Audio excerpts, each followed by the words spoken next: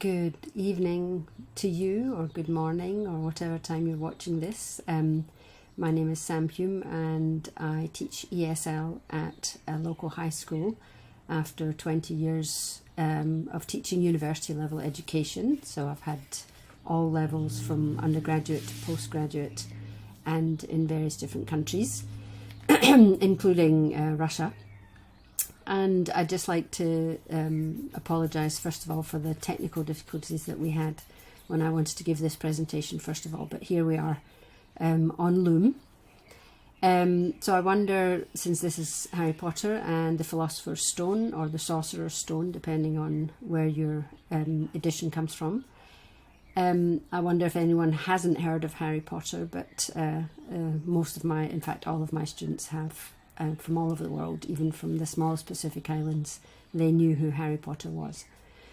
So this is the first book in a series that got a whole generation of kids and young people back to reading books. And I think if it did nothing else, that was a huge achievement. For the English language learners, this is still a favourite today. Most of the students I've had, even in the last term at school, have seen the movies, if not read the books.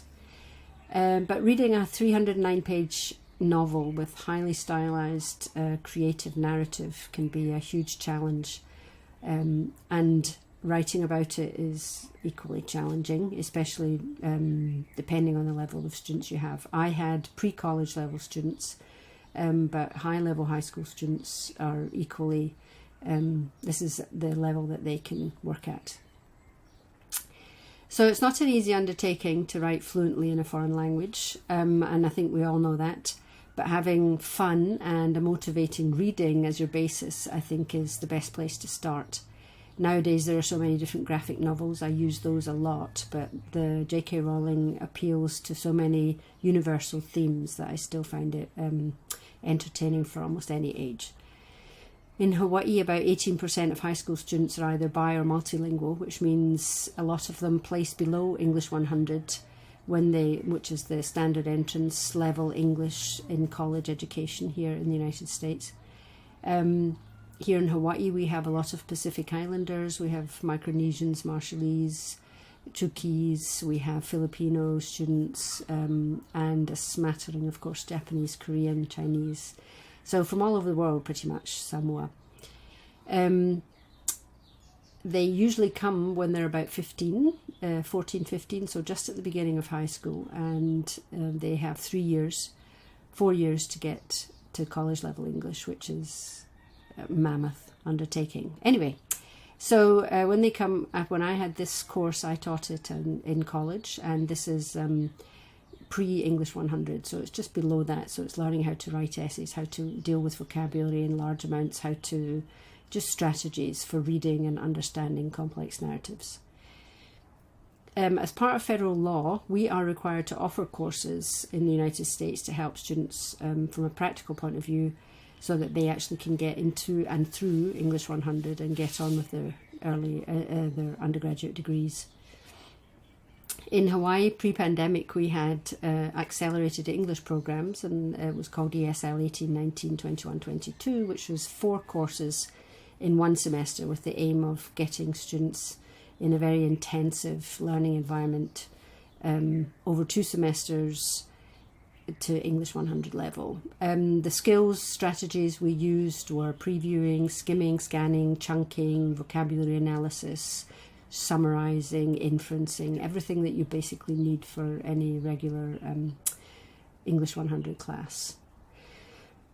The book is not as well known as the movie. Most of the students will have seen all of the movies, in fact, and usually after the 8 weeks of reading the story itself, we would have a pizza party and watch the movie at the end, and they would then talk about the differences between what they enjoyed from the book and what they enjoyed from the movie. So throughout this terms, when I taught this, I actually read aloud to the students, and we discussed what was going on and how much they understood after each chapter. So the question then is how to start teaching such a long novel, and you can see here I've got typical writing challenges for students. Of course, grammar, syntax, compound sentences especially challenging for students who don't have an SVO word order. Many of our students from the Philippines, they have VSO or VOS, and so this is really challenging because they can't figure out what the subject of the sentence is. Then reading skills, just generally decoding and being able to recognize when something is spoken loudly with exclamation marks or punctuation is obviously key.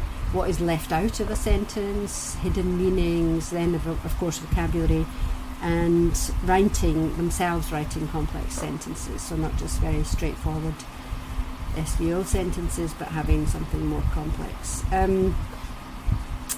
The 4 skills obviously contribute to the process of learning to write successfully as an ESL student, and knowing basic English syntax is how it is constructed affects their ability to understand more and decode more complex sentences, especially in narrative prose.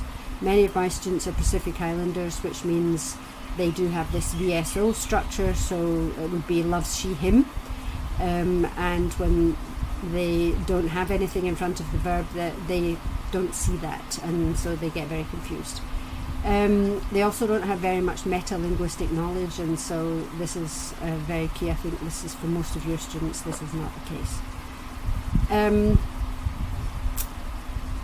Being able to then produce longer sentences is of course also then the goal, that you want students to be able to then come back and write in their summaries, to be able to come back and write sentences for themselves, which include the complexity. So the question then is, how do we do it? How do we go about starting this?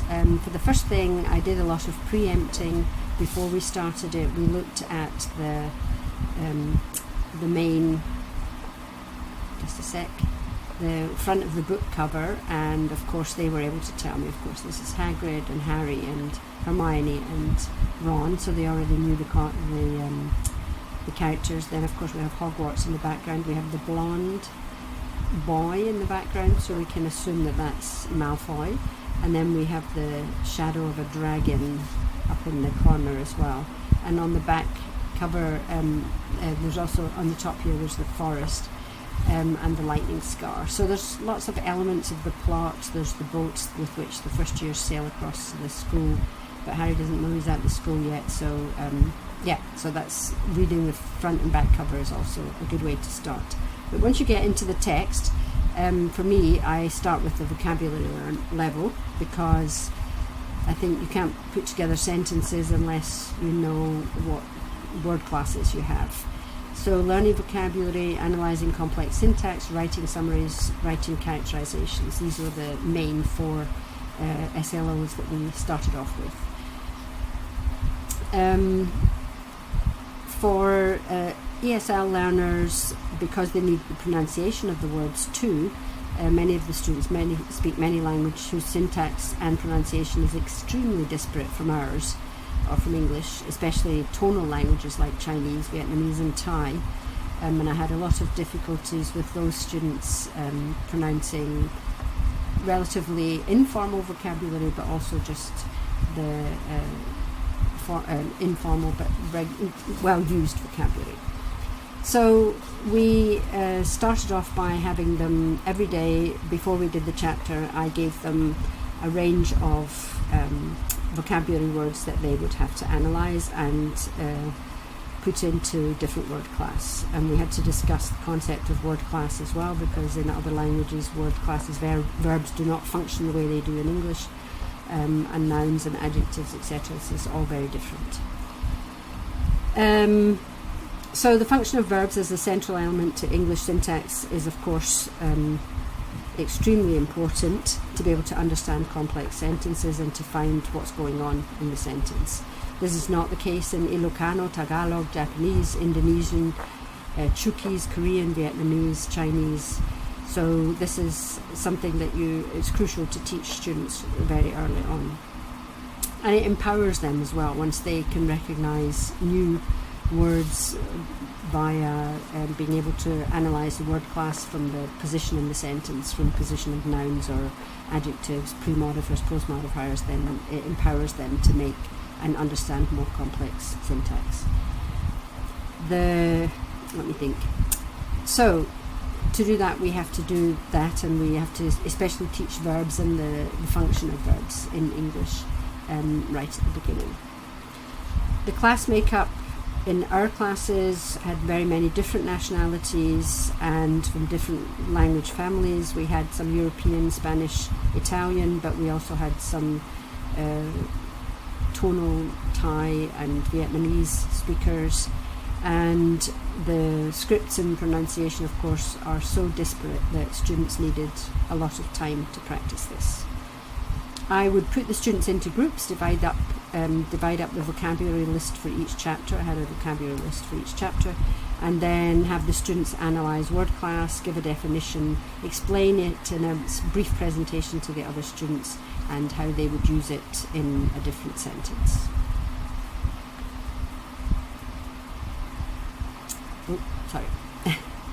So, the question, of course, is how do you keep, again as a quick recap, how do you keep ESL students engaged with a very long novel over a long period of time, and what kind of challenges do they have? So vocabulary analysis, rules of syntax, reading skills, vocabulary, of course, was always a tripping point, and writing complex sentences, but understanding complex sentences as well. But there is so much information on the internet, as you can see here from my presentation. These slides these pictures are all from the individual chapters of the Harry Potter book. So why Harry Potter? In essence, because of course it's so well known, because it's full of themes which are current and are important to all age groups. They are universal themes. The vocabulary and the narrative style is very easy to read. The writer creates new words which are new for everybody, for native English speakers as well as everyone else, like muggle, for example. This is a word which only entered the English language through the Harry Potter series. So I think having this kind of text as an impetus to have students feel that they will be able to write in this way to a certain extent is a good start for their ESL journey. So the universal themes is very important for this age group as well, because the students are in an immersion situation, so they're in an English language speaking country, in a different culture, and they will have feelings of being other, of being different, and Harry Potter is a symbol of this, of being other, of being different, of not realising the differences between his own experiences and other experiences. He also discovers himself throughout the novel, and he discovers his talents and abilities. He crossing and combining two disparate cultures, his wizarding world and his muggle world, and of course learning a new language, the new language of wizardry. So this shows parallels to the students who are learning language, which gives them this sense of identification with the main character. The thematic choices for discussion and later essay writing are almost endless, and we'll come back to that at the end. So all of the activities in the course geared towards the students being able to read faster and write with more complexity. However, the beginning of improving writing skills in this group, of course, was still the level of vocabulary. If students can decrypt individual words and you can teach them about syntactic structures, then they can start to practice and eventually use them correctly on their own and in their own writing. So we did have these groups of unusual vocabulary for each chapter that were key to understanding the story and as part of the narrative, but there was little differentiation between made-up terms by J.K. Rowling and the regular English vocabulary. I wasn't concerned really about students using all the vocabulary correctly all the time, but I thought the process of learning and understanding how productive categories in vocabulary formation function could help with their writing, and it did in the end. So learning about noun endings or the productive adjective forms with un and able at the end, the use of verbs as nouns, for example, the use of gerunds. These were all areas that we touched on just as we went through. And they did learn a lot of vocabulary. They would often come at the end of the term, they would still remember certain words that had stuck out for them, and that was very rewarding. So this is a typical list of vocabulary, diagonally. This is this pun on English was a great starting point, especially for students to find other puns within the literature itself. So we have like 4 lists here. I think we had 6 groups of students, and we divided these lists up into smaller groups. So they would create the word class and the explanation of the word on a whiteboard, and then they would hold it up and describe it for the other students. And it was more the process of this rather than actually learning the words off by heart that was the most important factor in that exercise. So we have unusual words here like swarthy and gawking and transfiguration, of course, and goblins, and these are words that of course are very specific and unique to this kind of narrative. But it was very interesting excuse me, words like enchantments and cauldron and ledgers and cobbled and tottering. These were all great words for the students to play with. So this was the first step, and the pronunciation was also a useful way to illustrate the stress patterns for longer words. So second syllable stress, and of course final consonants were very difficult for Vietnamese and Thai speakers, saying things like bungler and goblins, especially that final S. This was not something which was easy for Chinese or Vietnamese Thai students to pronounce. They would often make very short goblin, where you didn't actually hear the second half of the word. So this was a good activity for them. And I also used Rachel's English, I don't know if you are aware of that website, to help them with intermittent pronunciation issues. At the time when we did this, we could also listen to each chapter being read online by Daniel Radcliffe, in fact, the first one, and Jason Isaacs, who plays Malfoy, and so many others who actually read a chapter from the book. So these were the presentations, typical for vocabulary, and devoicing of end consonants was also a typical pronunciation issue, so they had to practice that. These were this was the way that they had to produce their analysis. So step 1, what class of word is it, a noun, adjective, etc., and what's the opposite if it has one. Step 2 was pronunciation, how many syllables, which syllable is stressed. Step 3, what does the word mean in that context, in the context of the book, and each of on the slide before, you can see here at the end, this is the page number of where this word occurs, so in the context of that chapter, so that the students would learn it from that context. Of course, many words had many different usages. Step 3, what does the word mean? Make sure you can explain it in your own words. So that was a key. Paraphrasing is often the weakest skill with English language learners. Then make a short sentence in your own words using the new word. So this we repeated pretty much every chapter that we did. So every couple of days they did this activity, and I gave them all small vocabulary books, and they had to write down all the words and the definitions. Then we have, these are some examples of what students actually did. So we have mole skin, 2 syllables, skin of a mole that's used as fur. I put a moleskin patch on my heel, or wheedle, which is quite an unusual word, then clamber, 2 syllables, so this clambered with the ending. This was of course an important pronunciation exercise, conjured with the ending as well. So especially Chinese and Thai Vietnamese speakers tended to not to pronounce the last consonants and last syllables.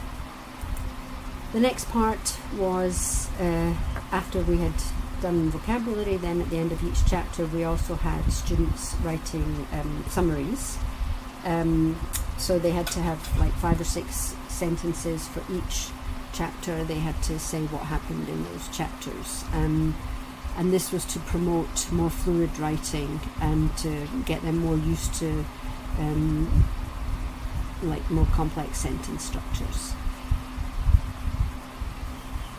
So themes. This was something that we practiced using a Socratic seminar, and this was where students would pick up the themes. They could choose a theme and they would have to write about particular events in the book using quotes, and then say how that quote had affected them and which theme it had addressed. Friendship, for example, of course, is a huge thing. Otherness, Harry Potter feeling completely outside of the Muggle world and the Wizarding world by being in a family who didn't love him. Bullying, of course, the Malfoy's behaviour towards other students. Hate, very strong emotion. So these are all things within the Socratic seminar. Students would look for quotes that they found from the chapter or from a series of chapters 1 to 5, 5 to 10, etc. Then they would create, take out a quote, talk about the theme that quote addressed, and then try and create questions. For example, how would you feel if this was you in this situation? Would you react in the same way? Or what could you have done differently? Or do you think that Harry overreacted or that other people reacted similarly? So all these areas could be discussed with within the course of the class. Towards the end, we had students writing summaries. We had at least, the challenge was to make at least complex sentences. This first student didn't really use pronouns. I think she was a Spanish speaker, so she just repeated the names all the time. So that was something which was interesting. But they did come up with interesting summary sentences. And then here with student 2, this was quite a well done one with one of the more advanced students or one of the faster students to make a short summary, even using quotation marks with the muggles at the end. When we talked about these, I had the students also do peer review, so they read their summaries to like a small group of 3, and then they were allowed to help each other to improve on them, because again, it wasn't about the perfect finished product. It was about the process of writing and taking time to write as well as they could. Over the series of 8 weeks, we had 8 quizzes, and these quizzes were more about reviewing what we had done, making sure everyone was on the same page, making sure no one had missed out on key information, and that they were following with the plot line. So I had usually 10 questions. What they wanted to focus on in the chapters was up to them, and again it was more about the process of reviewing than the points at the end of it. The students all did very well because it was more about completing the work than producing perfect results. So finally, again, here we have the front. This was a poster that we had in the room, which I got from the movie, and again, it's a way to get students to look very closely at what they can see. So we have Quidditch, we have the what's it called? The Snitch. Then we have Hogwarts. We have Hedwig.